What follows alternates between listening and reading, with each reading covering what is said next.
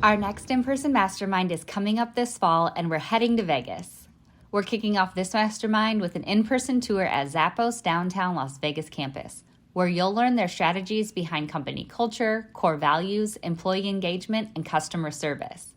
Looking outside the legal industry for business concepts and strategies allows you to gain fresh perspectives and innovative solutions that can be applied to improve and differentiate your firm's operations. Following the tour are the mastermind hot seats. Every attendee has the opportunity to dive deep into their business obstacles with their mastermind group and coach. We believe that nothing beats working on your firm in person, so join us in Las Vegas on November 7th and 8th. This is your chance to break through barriers, spark new ideas, and accelerate your law firm's success. Limited spots are available. Visit maxlawevents.com for full event details and to grab your ticket today.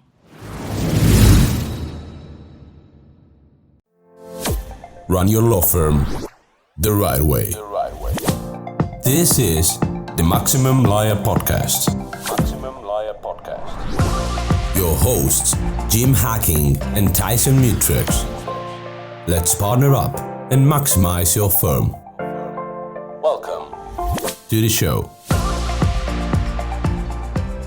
Welcome back to the Maximum Lawyer Podcast. I'm Jim Hacking. And I'm Tyson Mutrux. What's up, Jimbo? Good morning, Tyson. How are you, my friend?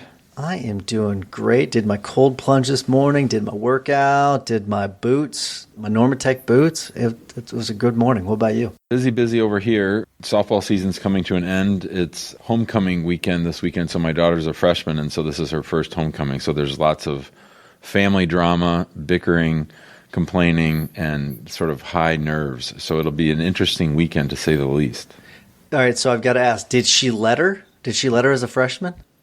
Oh, sure. She's a varsity starting third baseman, so she'll get her letter at the end of the month. Heck yeah, that's what I'm talking about. That's awesome. Very cool. All right, let's get started with our guest today. Our guest today is Jason Cheung. How you doing, Jason? I'm doing well. How are you, Tyson? I'm doing great. So you and Jimmy have known each other way longer than I've known you, because I'm just now meeting you. Jimmy, I'm gonna let you introduce Jason and talk about the work that you've done with him. We have a lot of experts that come on the show, and some of them we know, most of them we don't. I'm lucky that Jason agreed to come on the show today. We're lucky that he agreed. I came across Jason because there was a lawyer that I didn't know, but who was posting on LinkedIn, and I really liked her post. And I thought, wow, this person speaks about what goes on at immigration the way that I speak about what goes on in immigration. And what I mean by that is that a lot of lawyers just sort of talk about the great immigration system and how the, naturalization, and let's just show all the good sides of USCIS. And this lawyer, her name's Sue Yee, she told it like it really was. I remember her talking about some racist shit that happened at one of her interviews, and I think that was the one that got me the most interested. So I started messaging her back and forth, and then she confided in me that she was working with this guy named Jason, and that Jason was helping her with her LinkedIn post. So Jason and I started working together, and it really, really helped our LinkedIn presence take off, and that's what we're going to talk about today, is how lawyers can use LinkedIn, and why lawyers should use LinkedIn, and why lawyers should use LinkedIn without having to do it all themselves. So Jason, thanks for being here. Thank you for having me, Jim, and thank you for having me, Tyson. It's great to be here. So I'm going to ask a variation of the question I normally ask. I usually ask people to tell us about their journey, but tell us how you got into LinkedIn. Why LinkedIn? What is it about LinkedIn that fascinates you so much, and what is your background? Sure. It's a combination of two parts of my background. So the first part of my background that I talk to a lot of clients about is I used to want to be a lawyer. My first job out of college was at Davis Polk, one of the corporate law firms. So I was a legal assistant there. But even before that, I was very involved in bar associations. So I would go to lawyer events every single week. And that's how I met all these great lawyers with all these great stories. And by them telling me what they were doing every single day, I was already drawn to them. And I was already drawn to referring business to them, or potential people that I thought had problems that they could solve.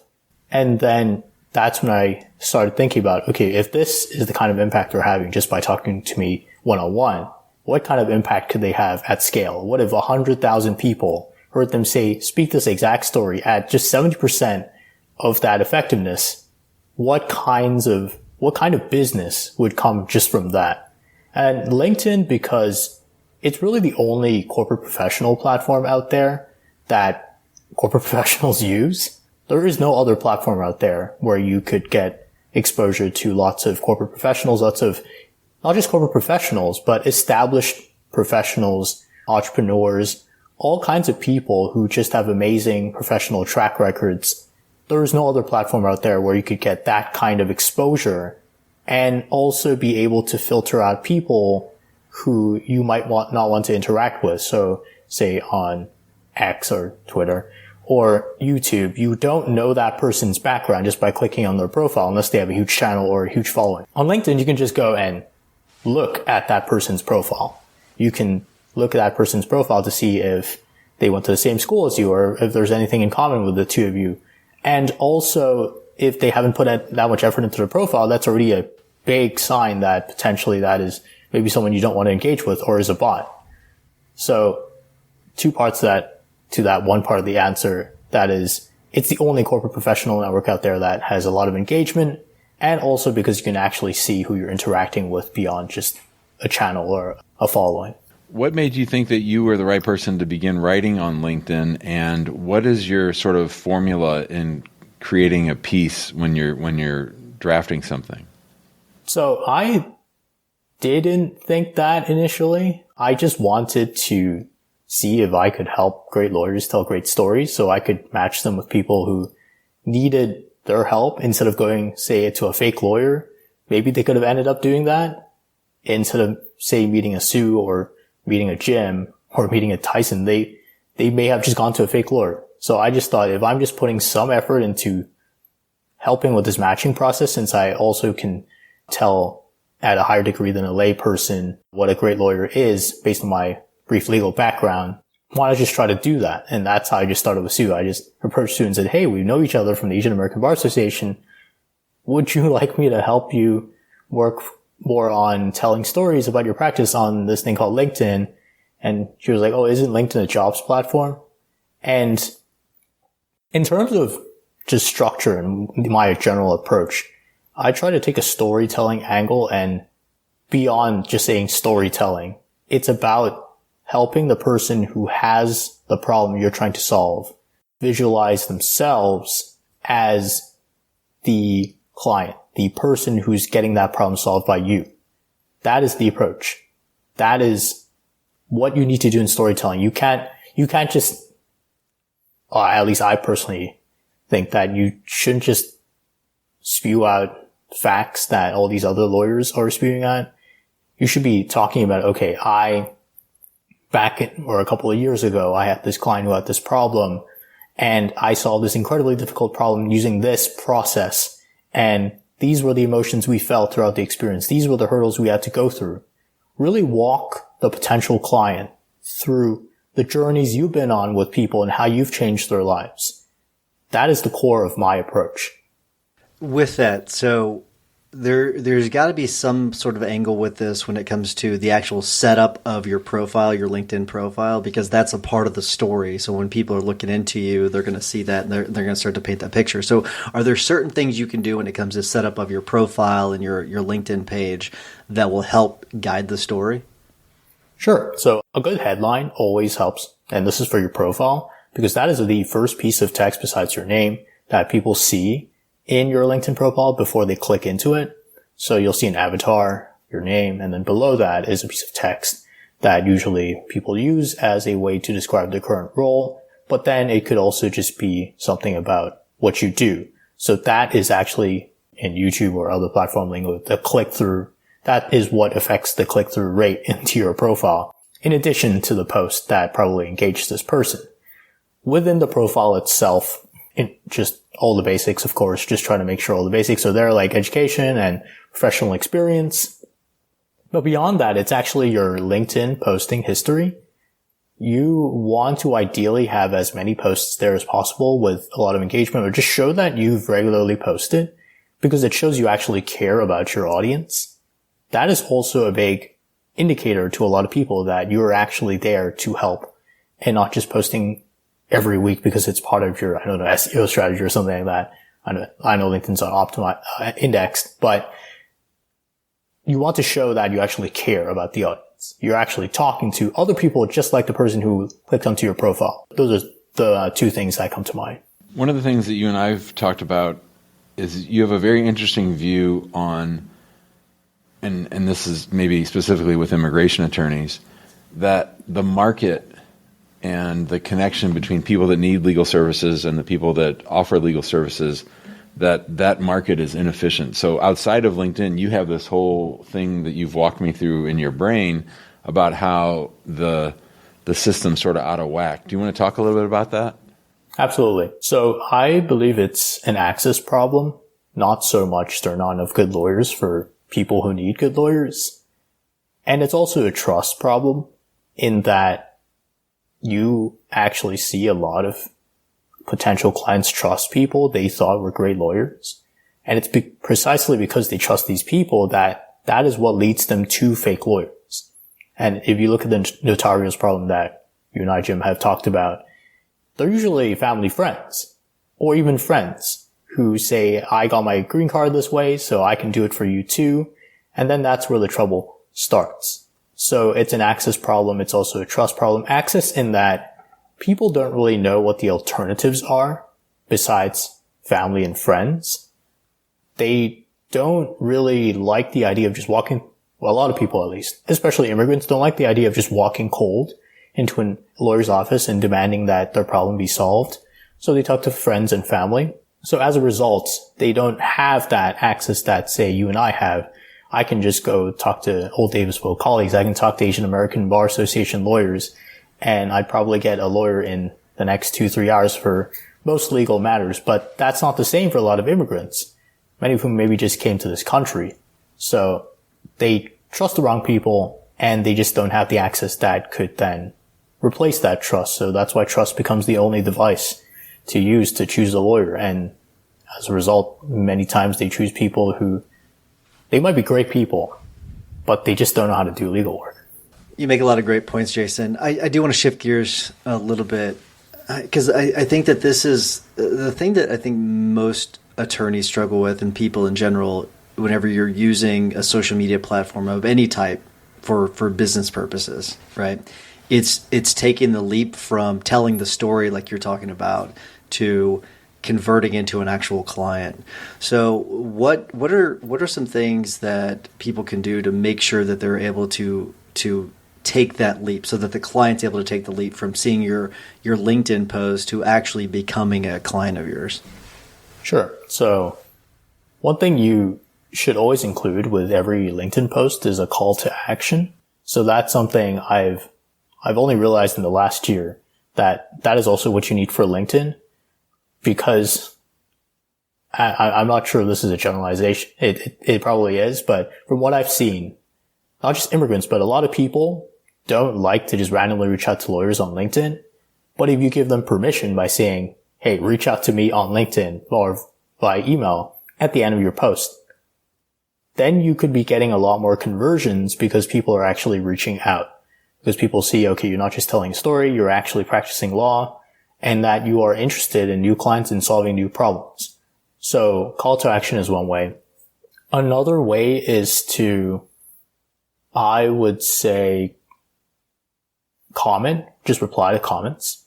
So if you get lots of comments, sometimes you just get people liking. So people see, okay, I have like all these comments or 100 comments, I'm just going to like them. But you should be taking one step further and actually liking and then asking more questions about the person's problem. If they have a problem, maybe they might not. And then that might lead to a conversion into direct messages or even email for this person to talk more about their problem. So again, that's another way to convert. So those two things alone can dramatically increase, especially call to action, can dramatically increase your conversion rates on LinkedIn. You're listening to the Maximum Lawyer Podcast. Our guest today is Jason Cheung. He's here to talk about LinkedIn, how he works with lawyers who want to increase their exposure on LinkedIn. We have a good friend, a member of the Guild. His name's Marco Brown. He's a very successful family law attorney in Utah. And he does something interesting on LinkedIn. I don't know that you and I have ever spoken about this, but he gets a lot of his clients from referrals and specifically younger attorneys. And so a lot of his posts start off with something like, "Dear law student," or "Dear new lawyer." And he talks not so much about family law. He talks about his struggles as a new attorney. He talks about building this really successful family law practice. And he's very relentless. He posts every single day. So what do you think of that strategy?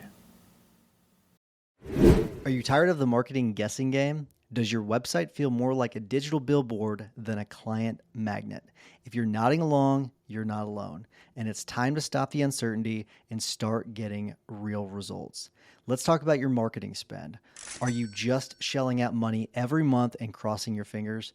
Do you ever wonder what impact your marketing is really having on your revenue? Well, it's time to take the guesswork out of the equation with Rise Up Media. We've been working with them for over a year, and the feedback from our fellow members has been fantastic. Rise Up Media is here to take your marketing to the next level. They'll even perform a full audit of your online presence, giving you the good, the bad, and even let you in on what your competition is up to that you're missing out on. And the best part, there's no obligation, no catch, no pressure. If you decide to work with them, their contracts are month to month. That's right. No long-term commitments tying you down. So what are you waiting for? To learn more about how Rise Up Media can transform your firms, visit riseupmedia.com/maxlaw, and Rise is spelled with a Z.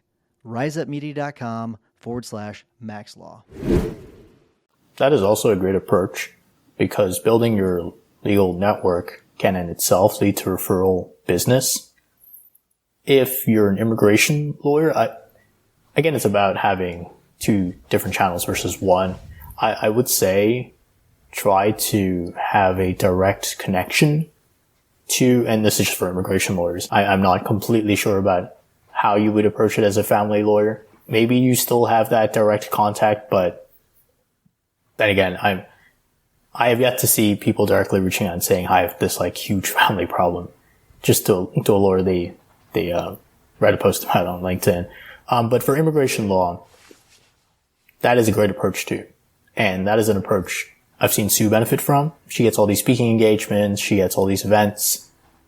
That is another great way to draw in business, is to build trust amongst the legal community so that when someone has too much work or has work they don't work on, say, for example, if you specialize in EB1A and then you get all these EB2 leads and you can't handle them, then maybe you could be directing it to someone within your LinkedIn network who you've seen hundreds of EB2 posts on.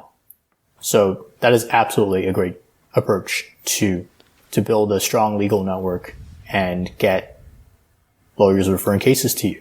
I'm kind of stay in the same lane for a little bit. So I'm a personal injury lawyer. The way I've approached LinkedIn, well, first I will tell you this, I'm just going to admit this.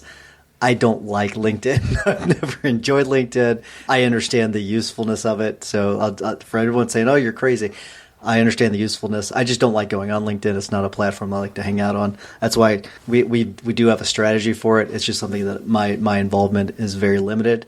But my viewpoint on it is that it's more for obtaining referral partners as opposed to getting direct clients from it. And so I'm actually seeking advice from you.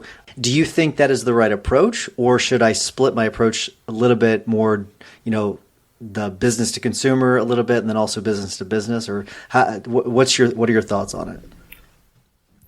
So I would do both, but I would have to understand more about your personal injury practice. And also, I haven't worked with personal injury lawyers at all. I've spoken to a few, but in immigration, B2C is actually a very strong pipeline right now because there's so many tech professionals on LinkedIn right now who are looking for EB1A or other immigration benefits like NIW. For personal injury, I think it would really depend on really what kinds of leads you're looking for, because I don't see that many personal injury lawyers talking about specific cases and stories on LinkedIn, but this is just my corner of LinkedIn. LinkedIn is huge. Perhaps there's a lot of space for you to expand right now by being that personal injury lawyer who storytells, who talks about specific cases you've handled, of course, redacting all confidential information. But then by doing that, perhaps you will get the leads, the maybe hundreds or thousands of leads a month that are on LinkedIn who don't see this content, who could then go to you. So that's potentially one way to capture all the B2C traffic. You make a really good point there too, because you're totally right. It's a lot of chest beating that you see on LinkedIn, that when it comes to personal injury attorneys, you don't see the people telling the stories. But the reality is, from the business standpoint, from my side, is that the higher end clients, the more valuable cases usually come from people that are injured, that are professionals. And so you make a really good point that, targeting those people, professionals on LinkedIn that maybe were injured, could lead to higher end cases. So I think that you make a really valuable point there. I might add there too that, besides being a personal injury lawyer, you're also a law firm owner, which means you're a business person. And there's plenty of business topics that you could talk about, hiring and all marketing, all the stuff we've learned over the years. You can talk about that on there too. And that's going to build a connection between you and other business owners. Totally. Yeah, I think that's. I think what I struggle with is just, do you do both, or do you stick with one lane or not? So I'm okay with splitting it up a little bit. I just worry about diluting the message a little bit. But if you think it's okay to do both, I'm more than happy to do both. It's great to do both because you just have two different audiences then that you can just combine versus just constantly reaching the same kind of audience. If one audience tires out, then you can just go to the other audience, and then you can just switch between the two continuously.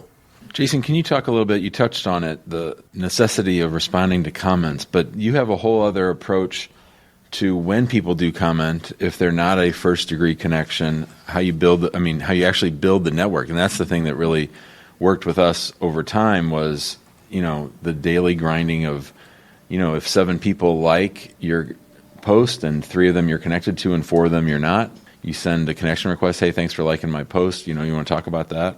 Sure. So just saying thank you is free and it takes 1 second. And if someone takes time out of their day to read your content and actually puts a like, because a lot of people read it, they like it, but they never click like or react to it, then they're already showing that I have a higher level of engagement than people who read it and liked it, but didn't react. So they could potentially have a reason for doing that. Maybe they need someone like you. Maybe they know someone who needs someone like you. Or maybe they want to make sure that they have someone like you in their network in case they ever need someone like you. So by connecting with them through a connection note, they're now more likely to see your post again because they now have you in their network and they reacted to your post. So more likely than not, your future posts are going to show up at the top of their feed. So when they start the scroll, they're going to see you first. And all this takes 2 minutes to do, because if it's 4 people, just say thank you for reading my post. We'd love to connect. And then if you really want to personalize that, you can say something about their profile or just add something personal there. But all that just takes 2 minutes of effort. But that could potentially lead to, let's say all of them converted. It could be 4 new cases. Could be 8 if they know 2 family members who have cases each. So it's 8 cases. And that's all from 2 minutes of effort. Things you don't know until you do it. You can't know who has the leads and who doesn't. You can't know who has the case and who doesn't. So the only way is just to engage, but it's just 2 minutes. I love that. And I really like your approach. We are up against the time, so I want to give everyone the opportunity to be able to reach out to you if they've got questions or if they want to work with you, because you do have a very effective approach. So if people want to reach out to you, how do they get a hold of you? My LinkedIn marketing practice has its own website, so it's ksjmarketing.com, ksj and the marketing.com. And they can email me at jason@ksjmarketing.com. And we're also in the process of building an AI app that allows you to write your own posts just by talking to the app, and it writes in your style and tone. So for that, that's www.linkmeai.com. So link as in LINK, VME, and then AI.com. And there's a waitlist there if you want to sign up for our paid beta test. And that is where you can get access to the app for a much smaller fee than the KSG marketing fee. That is where you can start testing out our app. Just be sure to put Maximum Lawyer as the source whenever you sign up for the waitlist. But that is another place where you can find me for another way to write or regularly on LinkedIn. It's all about creating the resources so you can write on LinkedIn in not 2-3 hours a day, but 15 minutes or 10 minutes. Jason, for that part of the offer about working with you, I think a lot of lawyers might be intimidated by the time commitment they're looking at with LinkedIn. Can you explain just real quickly how the process actually works from getting stuff out of the lawyer's brain into an actual post? Like, how much work do they have to actually do? So for most of my clients, I speak to them every week for 30 minutes. And that is just to ask questions, to draw material for 5 posts a week. And then all you have to do is at a certain day within the week, I just send over the posts, and then you just review the posts and make edits. And if time really is a constrained resource for you, there's also an arrangement where we speak every 2 weeks. And in that arrangement, I would still try to meet the 20 posts because I want you to post every single day, 20 posts a month, but that would be 30 minutes every 2 weeks. So yeah, but generally speaking, it's meeting regularly for me to ask questions, to draw material, for me to then write into story-focused posts. Love it. So if anyone's interested, give Jason a ring. Check him out. He produces great results. So check him out. Good stuff. Thank you, Jason. We are going to start to wrap things up. Before I do, though, I want to remind everyone to join us in the big Facebook group. There's just a lot of great information being shared daily, hourly, really, in Maximum Lawyer. So check us out there. Just go to Facebook and search Maximum Lawyer. If you want a more high-level conversation, we'd love to have you in the guild. Go to maxlawguild.com. And then if you will help us spread the love, we would love it if you would leave us a 5-star review wherever you get your podcast. It really does help us spread the word to attorneys that need it. All right, Jimmy, what is your hack of the week? I'm not sure where this hack came from. It might have been Jason Selk. It might have been Atomic Habits, but it's the 6-minute rule, which is if you find yourself done with a project and you have 6 minutes before your next meeting or more, then start on a project. If you want to goof around on the internet, only do it if you have time less than 6 minutes between events. That's the time to do the silly stuff that you want to do, just sort of relax during the day. But if you have more than 6 minutes, get to work and do something else. Jason Selk does have something similar to that. It depends on your level. So he's got it's a scale, but that could come from I think multiple people. But Jason's got something about that too. So cool. That's something I use. Mine's actually 2 minutes is what it is. So if it's under 2 minutes, then I won't do it. But if I've got 2 minutes or more, then I'll do it. Jason, you are next. We always ask our guests to give a tip or hack for us. What you got for us? Sure. So always make the assumption that anyone you don't know would love to talk to you. 90% of the time, you're probably right. 10% of the time, they'll just tell you to go away, but then either way, you have nothing to lose. And that is how you expand your network very rapidly. You just go up to people and assume that they would love to talk to you. I like it. I like that a lot. I like the mindset shift too. That's sometimes it's just changes your mind just a little bit. So that's really cool. All right. So mine is from a guy that I don't know who this guy is, to be honest with you. His name's Dickie Bush. I took a screenshot. But he posted this thing on X, and he says, 2 pieces of advice for the average 20-year-old. Do not follow your passion unless your passion is becoming not broke. That part I care less about because I'm not 20 anymore. But the next one is your parents are going to age rapidly much faster than when you were growing up. Call them more. And that was the one that kind of hit home with me because I have noticed that my parents they're like rapidly aging. And it's like one of those things where like, it's like it is one of those things where like I want to reach out to them more. So one of it is call your mom, call your dad. But the other thing is like same thing for colleagues too. Like that same principle applies to your colleagues. So reach out to your colleagues more, especially your older colleagues. Your career will end before you know it. You'll be at retirement before you know it, and then you're going to miss all these times. So enjoy the times you're in and reach out. Jim wants to say something so badly. I think Tyson's calling me old. Oh, I was not referencing you, Jimbo, but you are about 20 years older than I am. But yes, always reach out to the colleagues, stay in touch with them. But Jason, thank you so much for sharing your knowledge on LinkedIn. Hopefully people will reach out to you because you do have a wealth of knowledge, and thanks for sharing that with our people. Thank you for having me, Jim. Thank you for having me, Tyson. Thanks, bud. See you guys. Thanks for listening to the Maximum Lawyer Podcast. To stay in contact with your host and to access more content, go to MaximumLawyer.com. Have a great week and catch you next time. Before you go, have you heard Jim and Tyson talk about the Guild on the podcast or in the Facebook group? If not, you're missing out on some really exciting things happening with Guild members and their law firms. The Guild includes a community, accountability, trainings, group coaching, and in-person events like our quarterly masterminds. Inside, you'll gain support, tap into a network of connections, and continue learning, a common theme among successful entrepreneurs. Investing in a community is like the self-care of business ownership. Surrounding yourself with other people who get it is crucial when you're creating a rock-solid foundation to build your business on, one that's strong enough to withstand setbacks, transitions, and growth. So head to MaximumLawyer.com/the Guild to join now and get started today.